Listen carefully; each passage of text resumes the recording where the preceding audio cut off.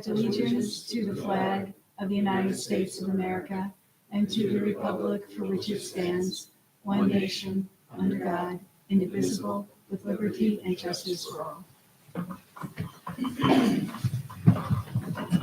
Hello, welcome everyone. We'll begin by reviewing the draft minutes of our previous meeting. I make a motion to approve the minutes from our September meeting. Would a member second? I'll second. Thank you, Patricia. All in favor? Aye. So approved without amendment. We'll review the agenda as posted on the town website. I'm going to begin with 16 East Road seeking 2 area variances,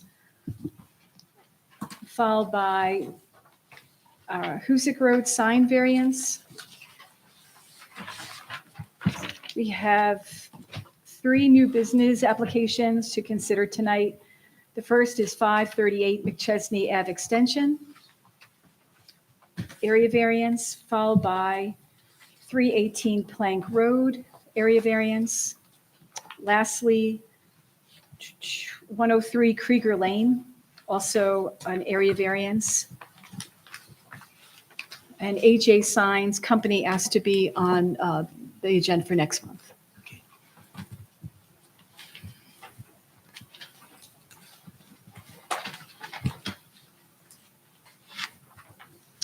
The first item of business on the agenda is a public hearing for 16 East Road. The zoning board will open a public hearing on this application.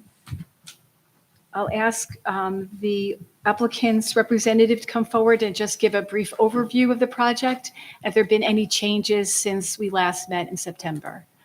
No, ma'am.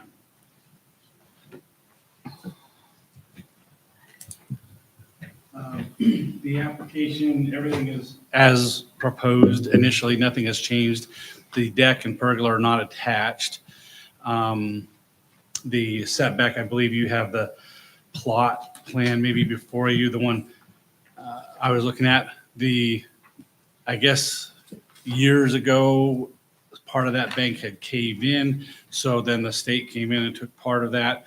Currently, you can see, I guess the lines with X's is significantly out away from the building, but the state has moved their right of way, so to speak. And I think it shows approximately 18 feet from the proposed deck. I can't remember what was required, I'm sorry. And then about 7 feet from the furthest intruding corner of the pergola. But everything else has stayed the same. Nothing has changed on that. Okay, yeah, thank you. Okay. Yeah, so sit down and we'll have a public hearing and we'll go from there. Great, thank you. Okay, thank you. So like that, the public hearing is open. We'll note that the notice of the public hearing was published in the Troy Record, was placed on the town signboard, it was posted on the town website, and it was mailed to all owners of adjacent property within 300 feet of the project. Notice of public hearing. Notice is hereby given that a public hearing will be held by the Zoning Board of Appeals of the Town of Brunswick at 6 p.m. on Monday, October 20, 2025, at the Brunswick Town Hall, 336 Town Office Road, Brunswick, New York, 12180, concerning the application submitted by Richard Ambuski for 2 area variances in connection with the installation of a pergola and wood deck on property located at 16 East Road. The application requests 2 area variances for rear yard setback. Copies of the application are available at the Brunswick Town Hall and are available for public inspection during regular business hours. All interested persons will be heard at the public hearing. Thank you, Andy. Anyone would like to speak for or against this application, you're welcome to come up and do that. In the meantime, I'll ask the building department. Kevin, have you received any written comments on this application? not. Okay, thank you. And we'll also note that Rensselaer County Bureau of Economic Development and Planning has acted and has determined that the proposal does not have any major impact in the county and that local consideration shall prevail. Are there any questions from any of the zoning board members? No. Okay. So hearing no public comment, I make a motion to close the public hearing. Would a member second? Thank you, John. All in favor? Aye. The public hearing portion of this application is closed. The zoning board members are prepared to deliberate and act on the application. We'll note that it's a type 2 under seeker as a residential. So no further seeker determination is required.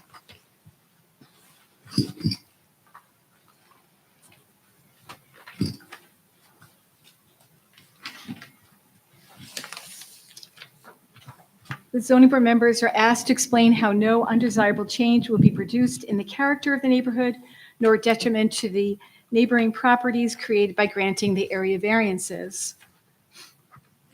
I'll begin by saying that the proposed pergola and freestanding deck are consistent in the character of this lovely East Road neighborhood. The addition of the two features would enhance the applicant's enjoyment of their outdoor living space and would not be a detriment to nearby properties, as they are proposed to be located in the rear of the home, and woods screening is proposed to block the view from East Road. The rear property line abuts the slope to Route 2, Out Brunswick Road. Then we're asked to explain whether the benefits sought by the applicant cannot be achieved by some method feasible for the applicant to pursue other than the requested area variances.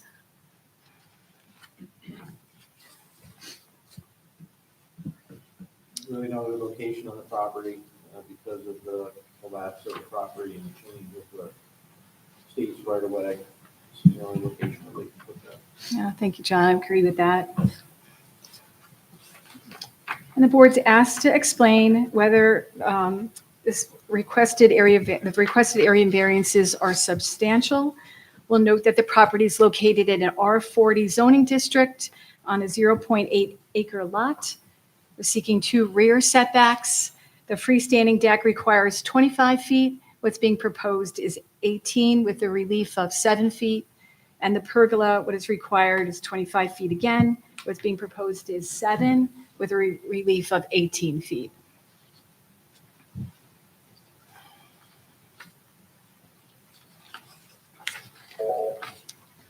I think noting that it's in the rear of the property, be well screened from neighboring properties. And to your point, John, about the slope collapse that was experienced, that is not substantial.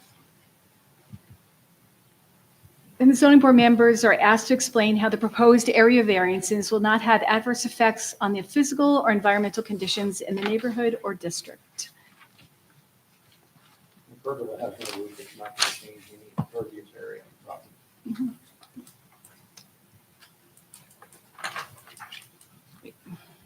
And then lastly, we're asked to explain whether the difficulty is self-created. The consideration is relevant, but shall not necessarily preclude the granting of the area variance.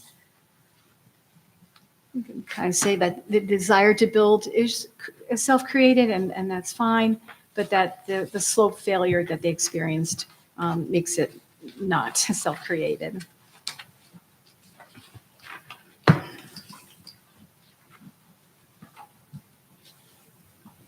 If there's no further deliberation by the members, we'll consider the balance between the benefit to the applicant is weighed against any detriment to the neighborhood in particular or this community to determine whether or not to grant the requested area variances.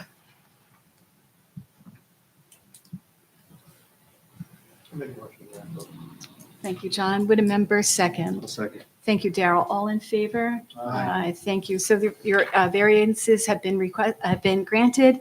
So please continue the work that you're doing with the building department on this project. So that would be my next point of contact. Yes, yep. Have you spoken to Kevin or Wendy? Yeah, Kevin. Great. All right, well, have a good night. Thank you for coming.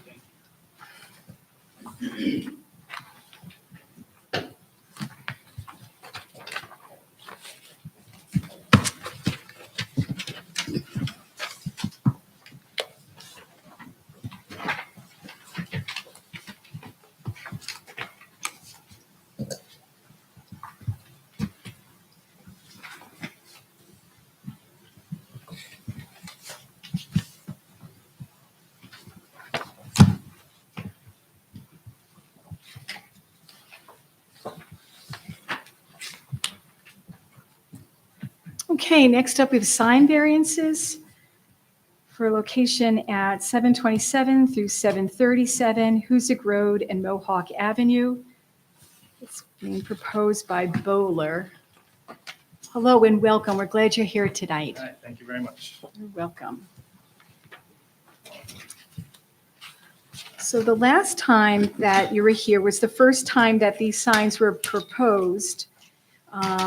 Since then, it looks like the application has been cleaned up a little bit with some of the discrepancies that were in it.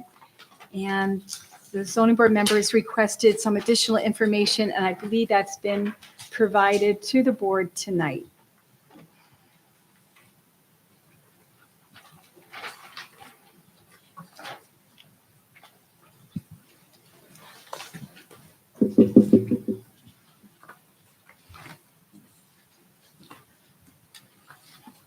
Great, and if you'd like, I could give a brief intro and what has changed since we were last Please. year. Yeah, that'd be super helpful. Thank you.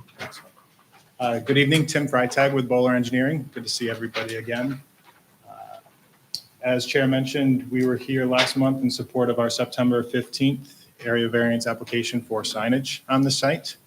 At that meeting, some questions related to comparison along the corridor were brought up, and some concerns with the proposed signage and the amount of area variances, and also a question related to the seeker and the process forward.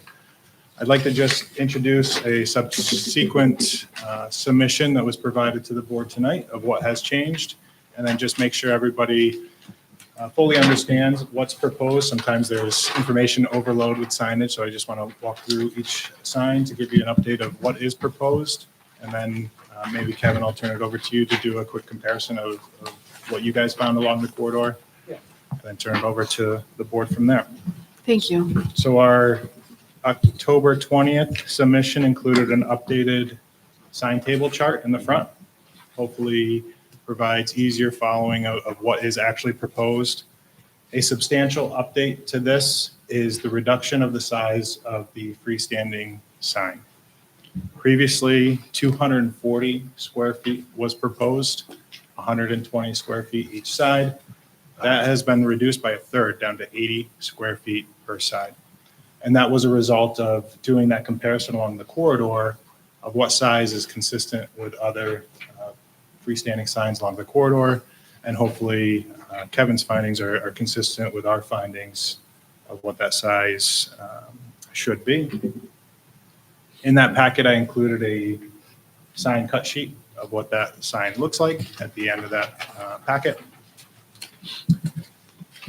That is located at our signalized intersection at the corner of our property. We want to make sure our flag is planted strong at that signalized intersection to attract customers and patrons to that driveway. We also want to make sure it's seen far enough in advance to make the required traffic maneuvers to safely enter that driveway. We have two signs attached to our canopy. That is demonstrated on the elevations from our original application. At the corner here. And it would be on the other side of that canopy as well. Looking at the site plan, the location of those two signs would be here and here.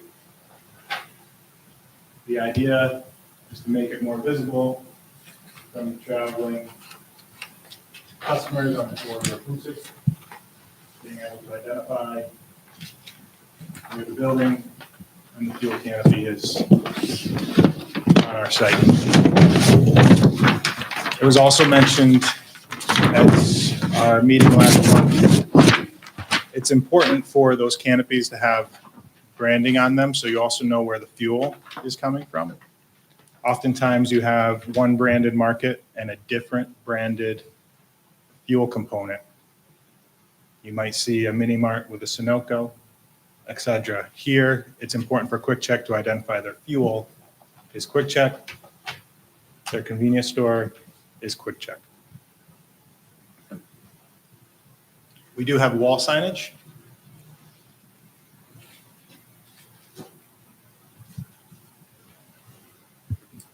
Over our front door in the front of the building, we have the Quick Check with the Q and the elevated roof line. We have a third wall sign on the right side of the building on that elevated roof line component. Looking at the site plan, signage on the front of the store makes sense, right? Marking where you enter in front of the store. And then we selected the east side because this is important to pick up the traveling public in a westward direction.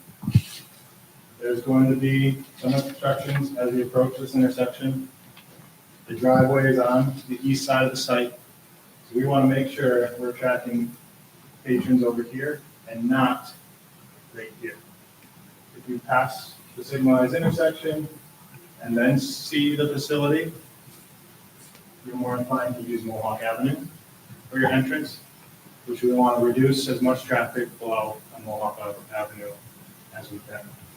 So we chose the eastern side of the building with that additional signage to attract patrons to this driveway.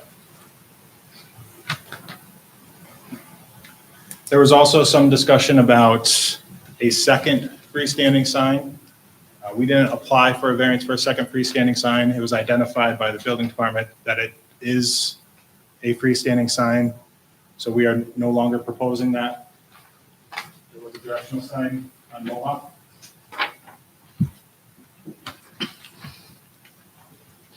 Shown right here on the initial elevations. So that has been removed.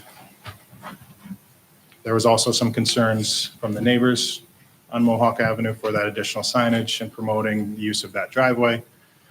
So the applicant was quick to eliminate that for the neighbor's request.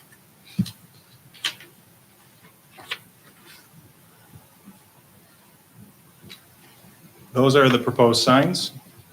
The variances affiliated with those signs, as a reminder, are the size of the freestanding sign. 70 square feet is allowed. 160 square feet is proposed with a requested 90 square foot relief. And you can follow along in the table on that first page. The fuel canopy signs, it's been identified that no fueling canopy signs are allowed. We're proposing 2 at 22.6 square feet apiece with the requested relief of 45.2 square feet total and 2 signs. The wall Q sign is projected above the normalized roof line. What I mean by that is here's your roof line. This is higher in elevation than your normal roof line. Requesting relief for 3 feet 9 inches on both of those Qs. And then total number of signs, 2 are allowed, 6 are proposed, requesting relief of 4.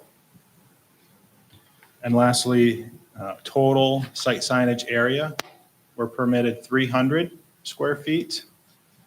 And we almost got there with the reduced freestanding sign. We're at 308. So that's pretty good for a gas station facility where you have the additional signage for your regular, diesel, and your pricing. So we're very close, asking a minor relief of 8 square feet. In our findings, we did see that this is this revised application put forth before this board is consistent with the corridor. And we hope you would make a similar conclusion. And maybe I'll turn it over to Kevin now to give a briefly update of the building department's review of other sign permits and relief along this corridor.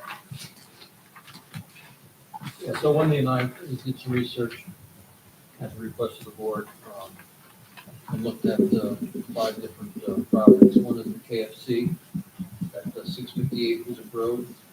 That's a monument sign. It has approximately 60 square feet on each side, total 120.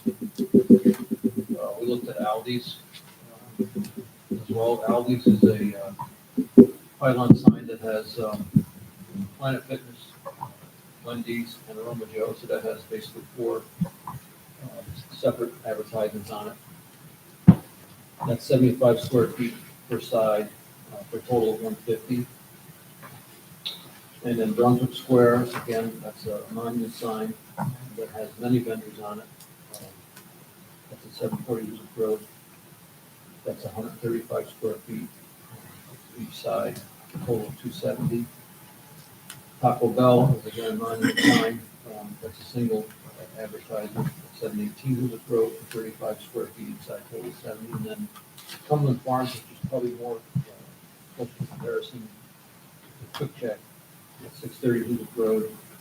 That's 66 square feet on each side for a total of 132. Again, that's a monument sign. So some of these we looked at have multiple advertisements on them for multiple stores. And that's what we looked at. Yeah, thank you. Thank you for providing that information.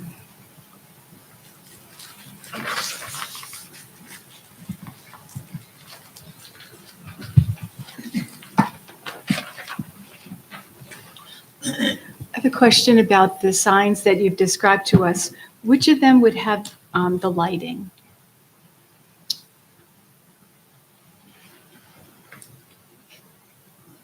So this will be backlit along with the cube.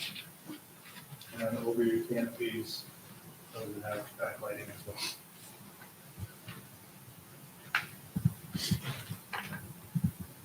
The canopy itself all the way lit, or just the cube? Is the canopy lit all the way around? Just the signage. Just the signage.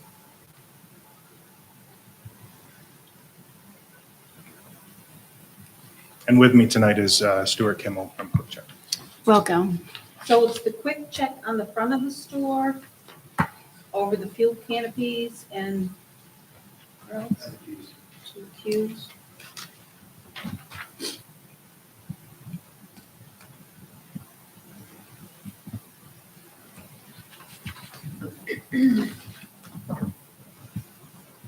Did we mention last meeting this was gonna be 24 hours? Yes. So the lights will, all the signs will be lit 24 hours. The lights would follow the hours of operation, yes.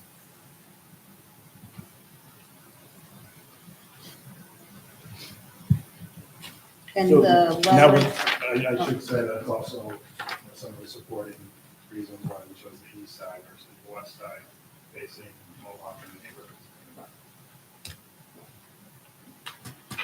and the lettering is within the limits of what's allowed. What did you say, 3 feet? The Yes. lettering can't be higher than 3 feet, lower than 3 The size of feet. the lettering, is actually the height of the above the Right, structure. right. So the roof line above the Quick Check, that's like a parapet? It's not a Correct. true roof?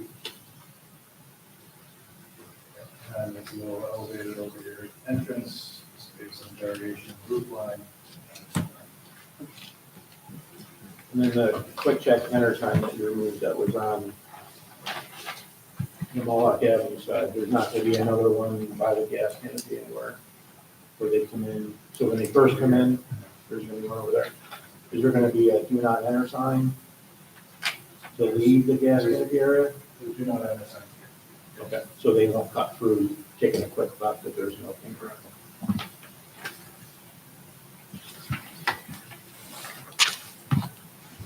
So I see on the fuel dispensers that there are queues. In the past, the zoning board has considered advertisement or the name brand on the fuel dispensers as a sign. Historically, we've considered that in the total number of signs. I don't know, the interpretation of the building department They're allowed 2 square feet for that.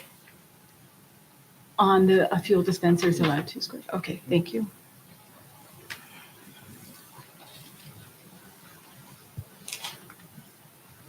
There's window signage. So there's gonna be Jim, there's gonna be no window signage like window clings, anything like that in the glass windows in the front of the building? This is what's proposed at this time.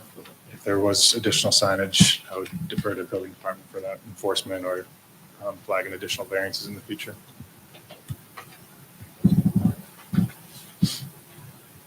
So which one is the monument sign? So where's the 911 address on it? You're not showing that? It would be turned to the side, right? It would be on the side of the sign, you can't see it, right? There's probably an elevation, you can't see the side is gonna be, will it be facing who's it road with the address, or are you gonna put a? I'm not sure they're aware of that. Yeah, No, we talked about Yeah, it we last mentioned it time. last. yeah, You weren't here the last. yeah, that might have gotten lost in translation, Road but traditionally, I am- make sure the. I am aware of addresses. the address having to be added to that freestanding sign, so we'll make sure that that lettering is compliant and added. Yeah, I think Cumberland Farms is like almost like an add-on to the address. They did that afterwards as well. It's vertically on the side and support. The Cumberland one is?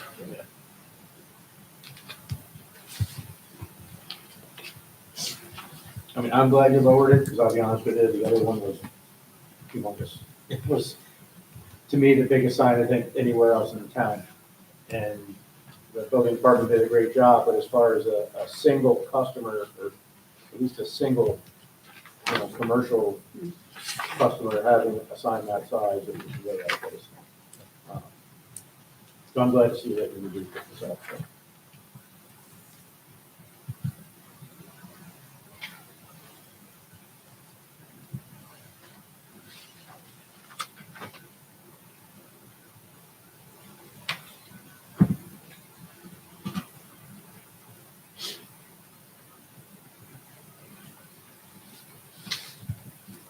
Tim, is the monument sign going to be lit as well?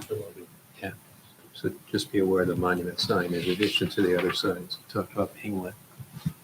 Thank you. So outside of the topic of the quick check sign, are you gonna handle the signage for the other side of the property? It's on a separate tax parcel, and it's up to those tenants to determine whether they'll be pursuing any variances. I just didn't. I know if you were personally haven't working- seen it this If you time. were working with them, to make, obviously the signs are kind of across from each other on the properties, and I didn't know if there was gonna be an issue with blocking your signage. We had similar questions. We do not know what their signage package looks like right now. So we do have an application for a multi-tenant sign for that. So So there you go. Is it code compliant or triggering variances? that's in the process. We're still working through that process. It would help make our decision a little bit better, I think, if we kind of knew what that was, but since we don't know what that is, I don't think we can change any opinions on it. That's my personal opinion. so.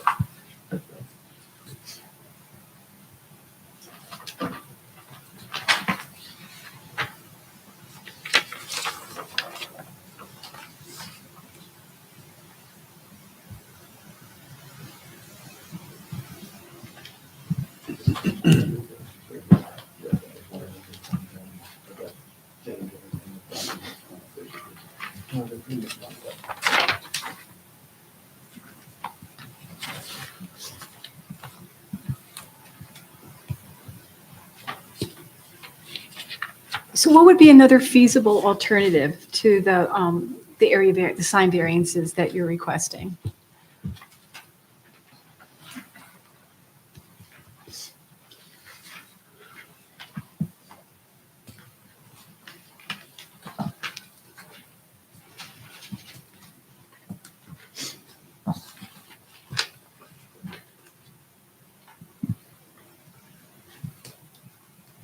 So starting with the freestanding signs, that's the most important for this type of use, getting traffic in and out of the site safely. I would say there's no alternative for that. It's really critical to get patrons to that driveway. The signage for the building, the alternative is a typical signage package where they have wall signage on all four sides of the building. Here, I think we all can agree, we don't need signage on the rear of the building because there's no access or purpose to advertise down Mohawk Avenue. We also eliminated the western side because there was duplicate or redundancy signage with the fuel canopy on that side, and we wanted to be mindful of our neighbors. And on the eastward direction, the alternative would be to remove this Q sign. However, balancing the alternative of removing that Q sign would be the chance for increased traffic movement on Mohawk. We do think that that Q sign will help capture the westward traffic. Get them to make the decision to enter our facility at this driveway versus Mohawk. Remember, this user is not a destination use. It's a pass-by. It's on the fly. You're driving, you see you need gas, you pull in, or you know Quick Check has really good food inside for subs, sandwiches. You're driving home on your commute, you decide to pull in when you see it. The ITE, the International Transportation Community, has identified up to 40% of trips are generated that way, of just by seeing it and making a decision to pull in. So we do think the alternative of having that Q sign is better than that.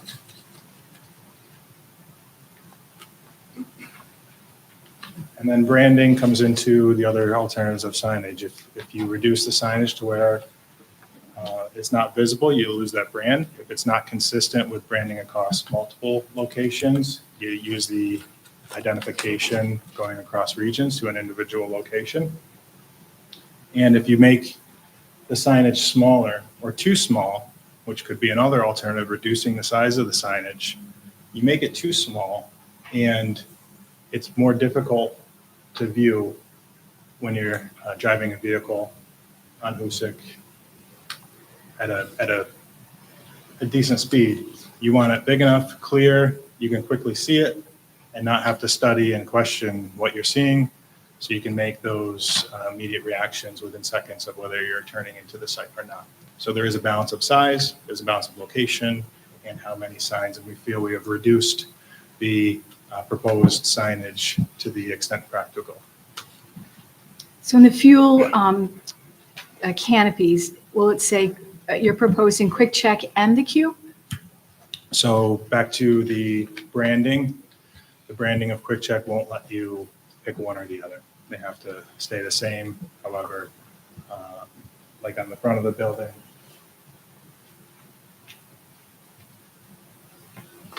two canopies, the branding won't let you separate that. Except for that one elevated sign. And then on the signage you can, but in front of sort of, Okay.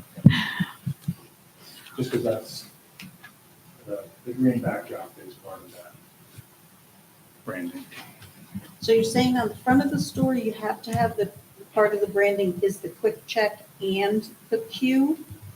Yep, you've got both here and on the canopy. We asked them a similar question, if they could separate the Q and the Quick Check on the canopy. And that was the response of due to the branding of it, they won't get approval to do that.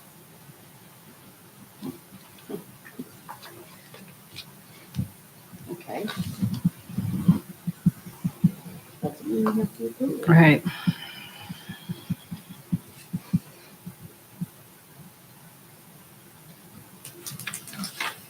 And then is there any room to minimize the sign of the display for the gasoline price of the regular and diesel?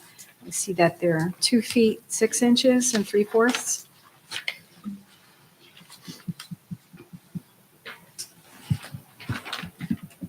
Are you referring to the newly submitted cut sheet? Yeah, on the pylon, the Yep. freestanding sign. So that was reduced to be consistent with some other signage along the corridor and the size.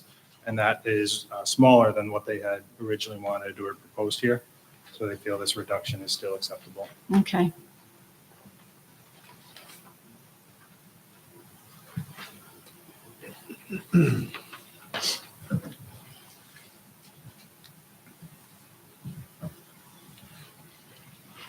Are there any other questions from the zoning board members?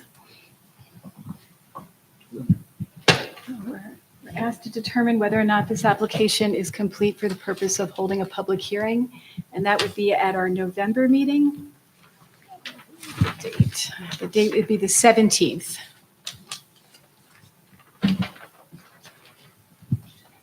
And it, just for my notes here, is a public hearing required on all area variances? It is. And then I'd also just like to regroup on the secret discussion. I think there were some questions previously on the best way to handle secret for this application. I did look back at the master project full EAF that was submitted. We did identify area variances on that full EAF, so I wasn't sure if this board was going to rely on that prior neg deck, or if we needed to do a separate secret determination for this application.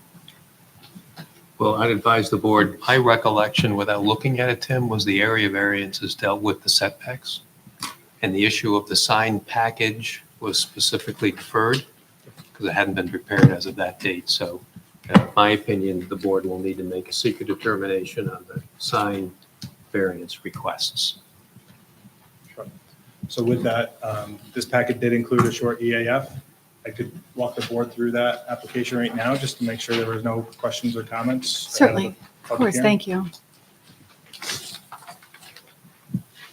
So even though the full project had the full environmental assessment form related to signage, we thought the short form would be sufficient, since it's, the action is really just the signage variances as outlined in their application. There's not a lot of impact or potential impact to the environment of signage. So we felt the short EAF was sufficient. We identified the proposed action as the signage variances requested from the ZBA. We included the potential for a future permit or approval from the town of Brunswick for a sign and building permit. Item 3 was the total lot acreage. So the Quick Check side of the site, if you remember, was previously subdivided with some lot consolidations. That total acreage is 1.35 acres. However, both parcels still remain under common ownership at a total of 2.57 acres. Item 4 and 5 was land uses in the area. We identified rural for some of the commercial and undeveloped land behind us, or some of the residential and undeveloped land behind us, and then identified commercial for the corridor. Item 5, it's a permitted use under the zoning regulations. Yes. It's consistent with the adopted comprehensive plan. Yes. Can I ask one question Sure. on number 5? Why you didn't include residential?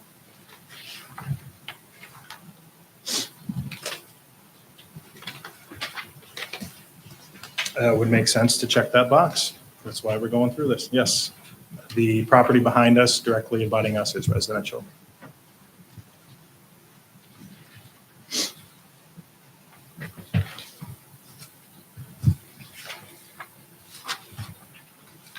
Item 6 is the proposed action consistent with the character of the existing built or natural landscape. Yes, and I think going through that exercise of comparable signage packages along the corridor was helpful.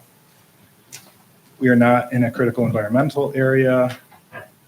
The action will not result in a substantial increase in traffic. Again, we're talking about just the signage. We do have public transportation available to us.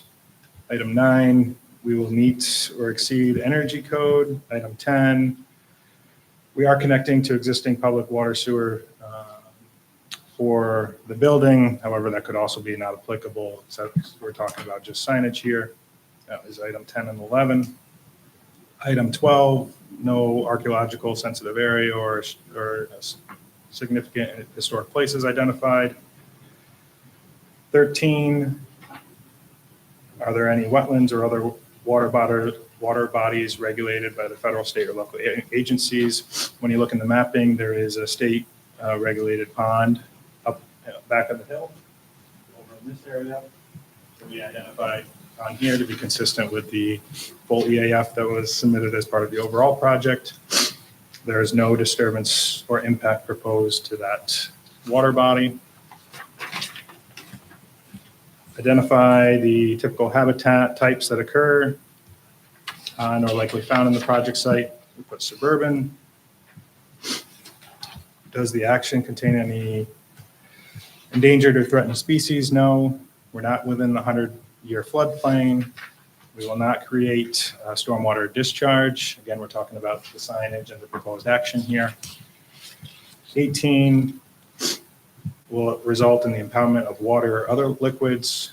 No, not related to signage. Has the site of the proposed action or adjoining property been the location of an active or closed solid waste management facility? No, none identified on DEC's mapper. And has the site of the proposed action been subject to remediation? No.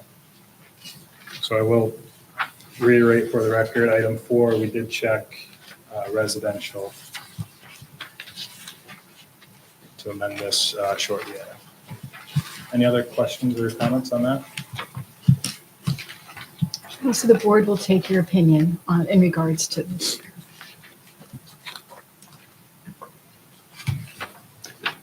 No, I don't think so.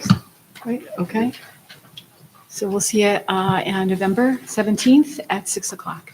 Great, so just so I understand the process moving forward, we set the public hearing.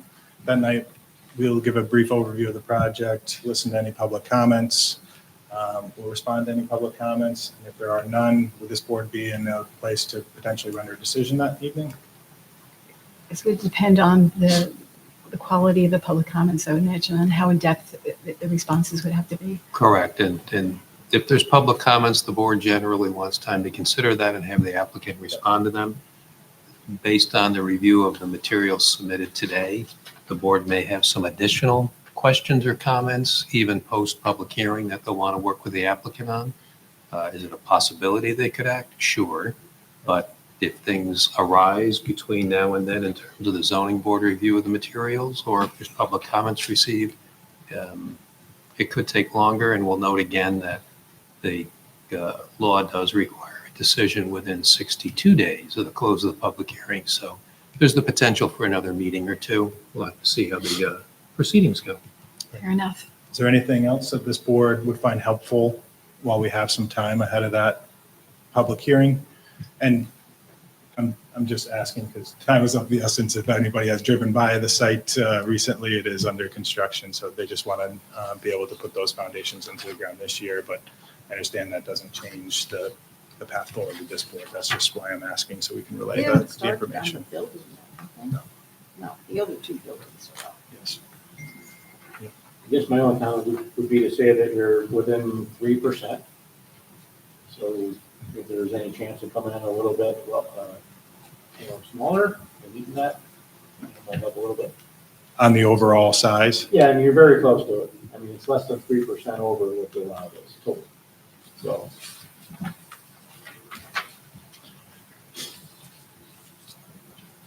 I was happy we got where we got. But understood. So close. I know. It would be nice to knock off a variance. Absolutely. Yeah, right. Anything else that would be helpful? We got it, yeah. Good. Okay. Is there any further response or submissions that are needed from the applicant at this time? Or we should be all set for the public? Okay, great. Just let us know if you do think of anything. We can provide a submission. But otherwise, we'll see everybody at the public hearing. Okay, thank you so much. Thanks for Thank you. coming tonight.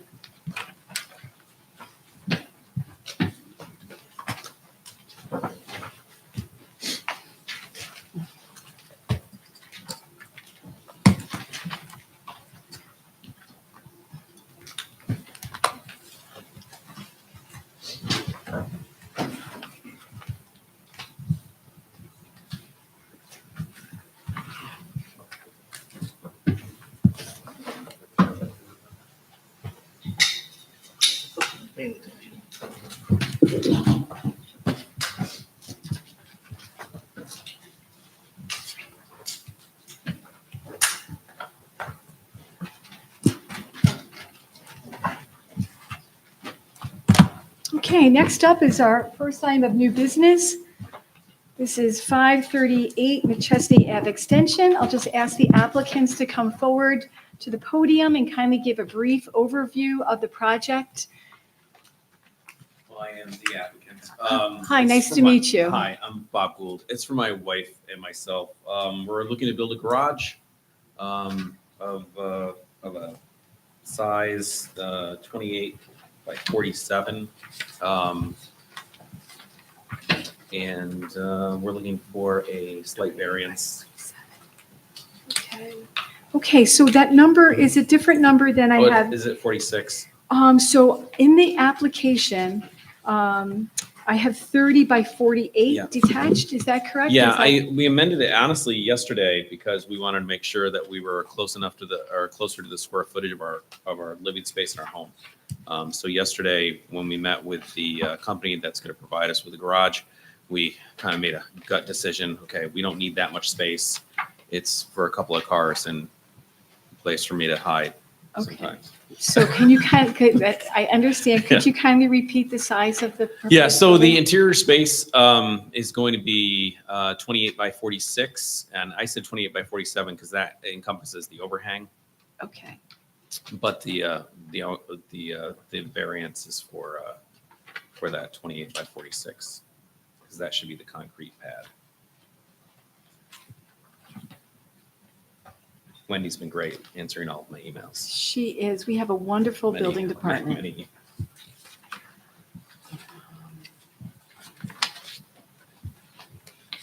Okay.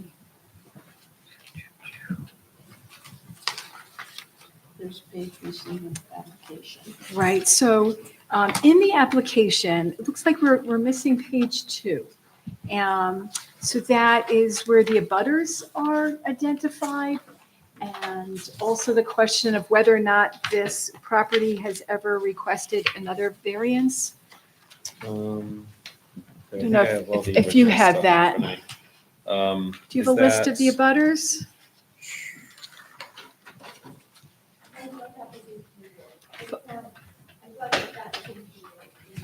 Okay, it's not. For somehow it was mistakenly left out. So we'll just need that going forward. That's- Just to. Yeah, is that under the zoning verification? No, is that the permit? Okay. So I'll Looks like this page here, that's on another application. It looks like it's the back page of the front page. Okay, um, so I have everything. I have all the original things. Sorry about that. Yeah, no, that's okay. And the reason why we're pointing that out Mhm. is that the application needs to be complete Oh, I in order understand, to hold a yeah. public hearing. Okay, yep, so. Um, Well, So that's something that perhaps could be distributed to Yeah. the zoning board Oh, members before we meet this, again? is this the one with the adjacent property owners? Yes, I got it right here. okay. Sorry. That's okay. Would you be able to make a copy of that? Thank you. Thank you, Wendy. Sorry, thank you, Wendy.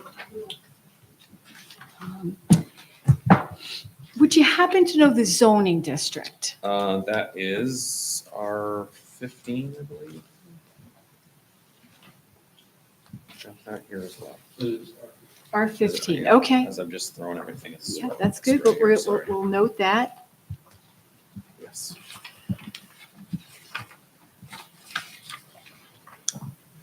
And by the rendering that you submitted, the last page in the application, there's like a Google map page Mhm. showing us that this lot is not a corner lot. Is that correct? No, it is not. Confirm that, okay.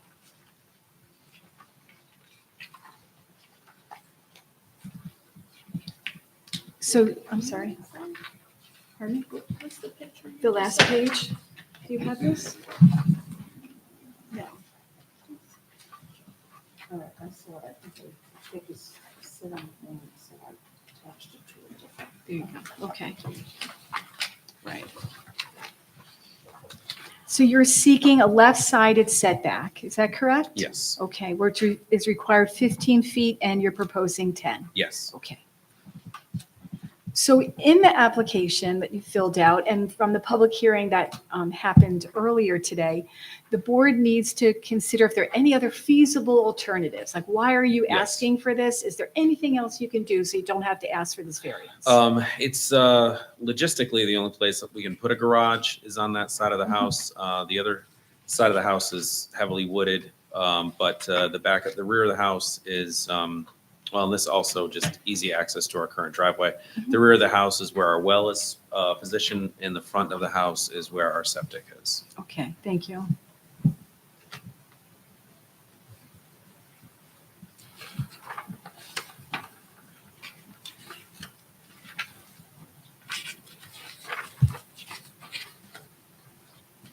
And just to confirm with the building department, the garage meets all the size requirements? Yes. Thank you.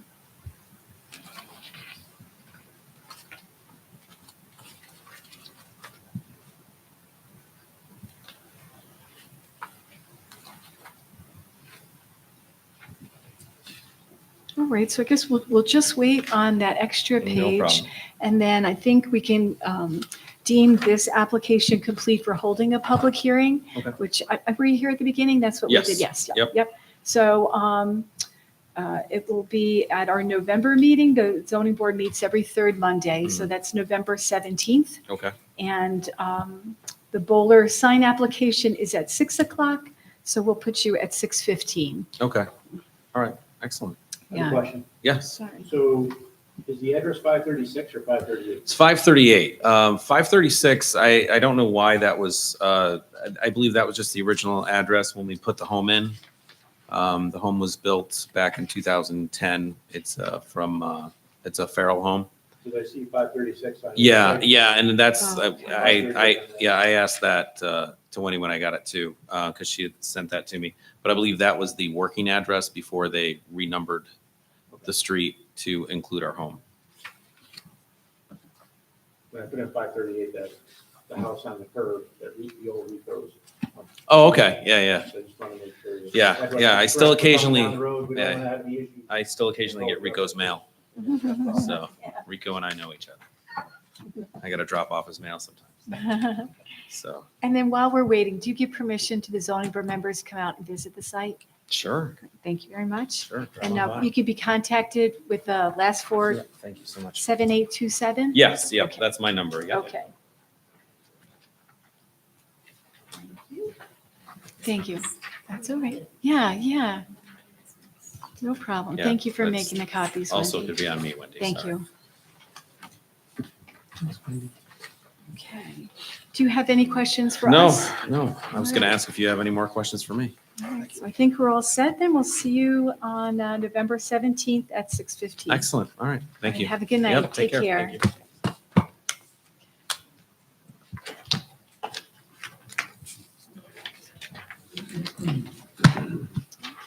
Next up, we have 318 Plank Road. An area variance. The applicant like to come up and kindly give a brief overview of your project, please. Yep. Thanks. I'm looking to get the area variance to build a garage, personal use garage at the house. So it's 26 by 31 garage. It doesn't meet the setback and, it's in front of the house. Well, it's on the side of the house, but it's. Sure, so you're looking for a front setback? Yeah, okay. And then in addition, would we be looking for that the primary, that the secondary structure is in front of the primary structure? Okay, so these are two area variances that we're seeking. Okay. All right.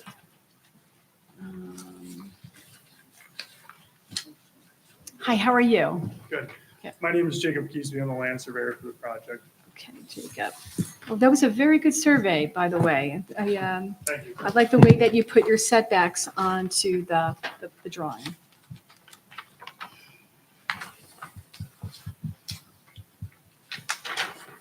Right.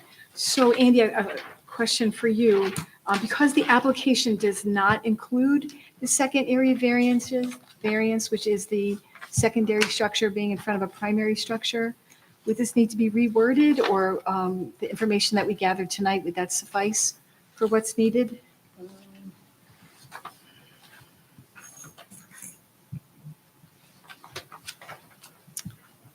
And just quickly, as part of the application, so what was submitted to the zoning board members tonight, this rendering, so It's slightly different because the original one was over the left-hand setback by a little bit. We've shifted the garage, so we're not asking for a variance for that left-hand setback. We're only asking for the front setback. Okay, okay. All right. So which one's, So we'll consider this one. Yes. Okay. So this is showing us, right, the need for the front setback and then the secondary in front of the primary. Okay.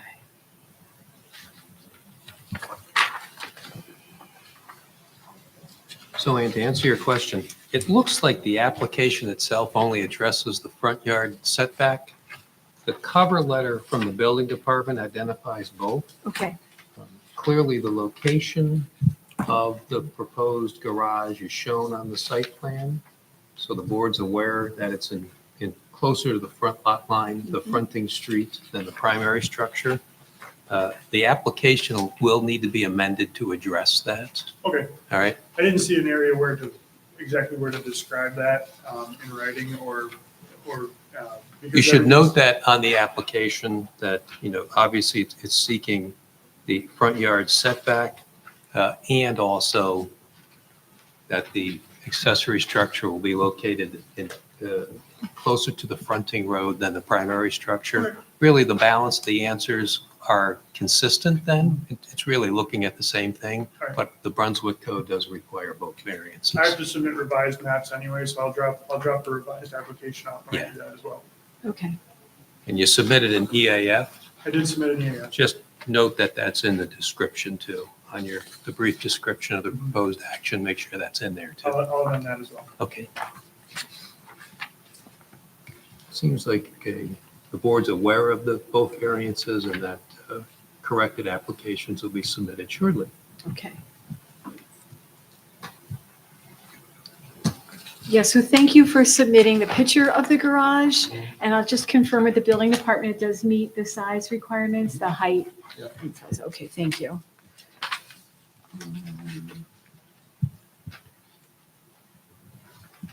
Right.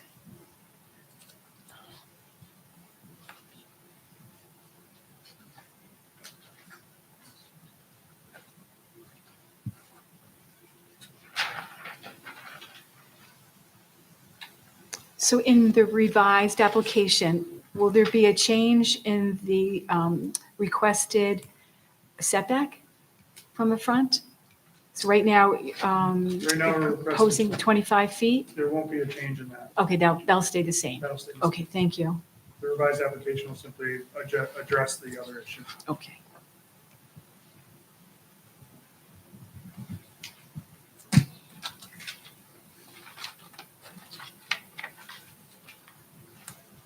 Yeah, so part of the consideration that the board will go over, will ask, like, is there any other way that you could have chosen a location for this garage that would not have needed a variance? So I live on Plank Road and it's all the property is elevated and I'm on the mountain. So, I'm already elevated 15 feet, 20 feet above the road as it is. So, and my backyard is literally the mountain. So I have absolutely no other possible way to put another garage because my front yard is my septic, leach field, and then my side yard is where I want to put the garage, and then my backyard is the mountain. So I have absolutely no other way I can build a garage. Okay, good. Yeah, thank you for explaining that. Yes.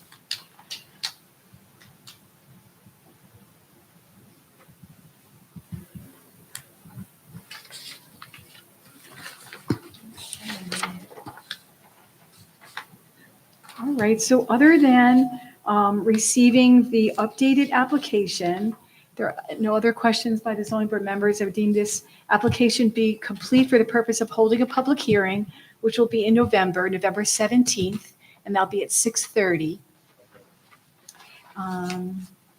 And if you have any questions for us, other than, the last question I would have for you, do you give us permission to come out and see the site? Okay, thank you. Yeah. And we'll use a number that ends in 4713? Okay. Terrific. All right. Do you have any other questions, Mr. Jacob? It was November 17th, right? Yes, Okay. yes, Just wanna 6:30. Confirm that date. Thank you. Okay, very good. We'll see you then. All right, thank you.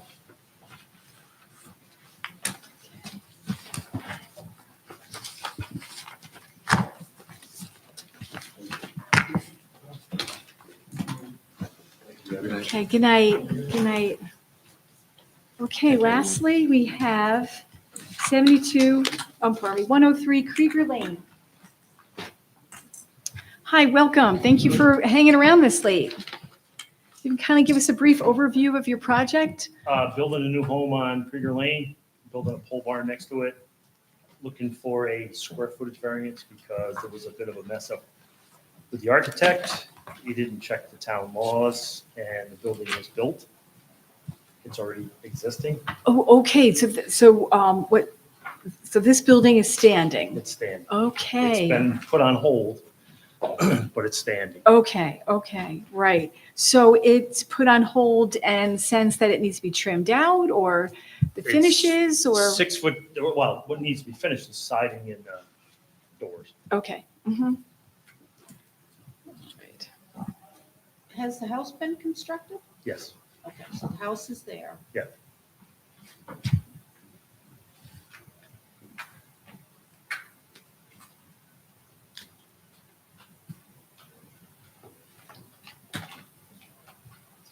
All right.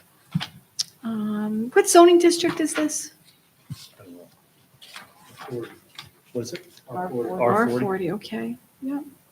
And how many acres are we talking about? 7.2, I think it is. Okay, thank you.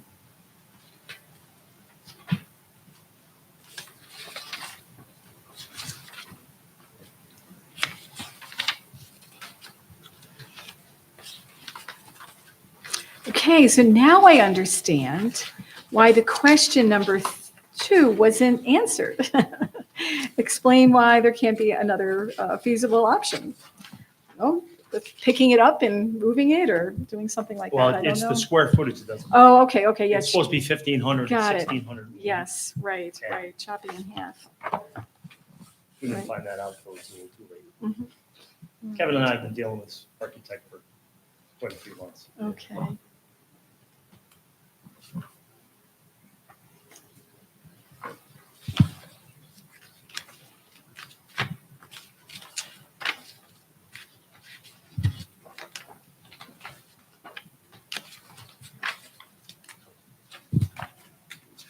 I believe you did confirm it, but again, it's 1,680 square feet. Yeah. Okay, thank you.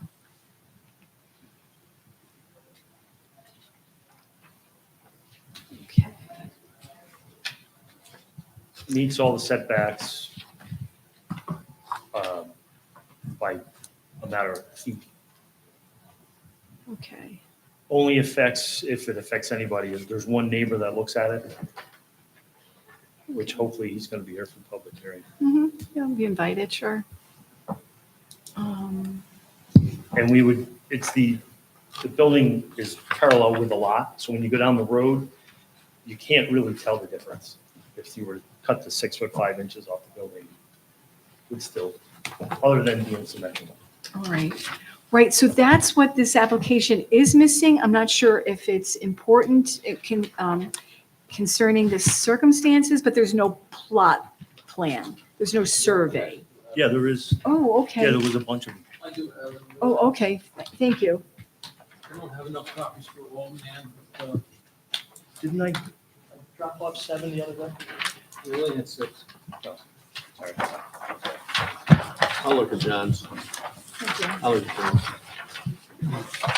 Oh, John has one? No. Oh, you're sharing it. Yes, Sure. I'm sorry. Yes. Okay. You can have their own one, I guess. Yes. Is enough for everyone? There's enough for everyone. Okay, fantastic. All right. So sure, if you can kind of walk us through this, the first time you've seen this, of course, you can kind of walk us through what we're looking at. So Existing house with driveway. Going back, proposed house. Septic field is in. It's the building on the left, in front of the Dayton process. Okay, so that's what's, That's it. that's all. Yep. Okay, yep, thank you. Okay. Yeah, and just so the board understands, that this is a little unique situation. Mr. Dayton does not have frontage. Mr. Boomhauer owns the property that Mr. Dayton uses to gain frontage, and if you recall, I don't know if they were involved with Vickers, Andy, that whole issue with the back property with Mr. Vickers, you recall. So there's property behind Mr. Boomhauer as well, it's landlocked. Right. Oh, yes. There's- Mr. yeah, two Vickers lots has in the back. had a history. The board may recall the name.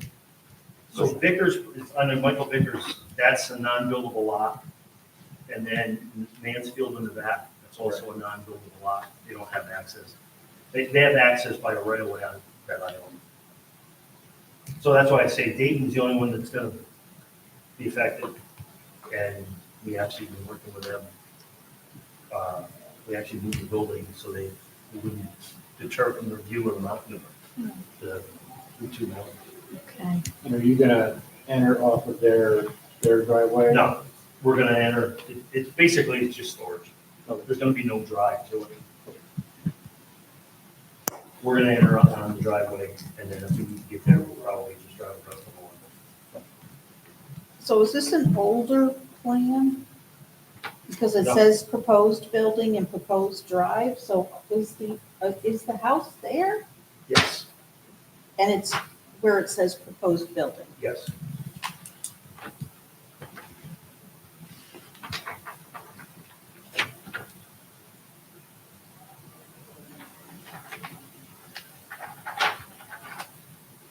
So there's two lots there, is that what it says? There was Lot two one and lots. lot They two, were but it's been combined.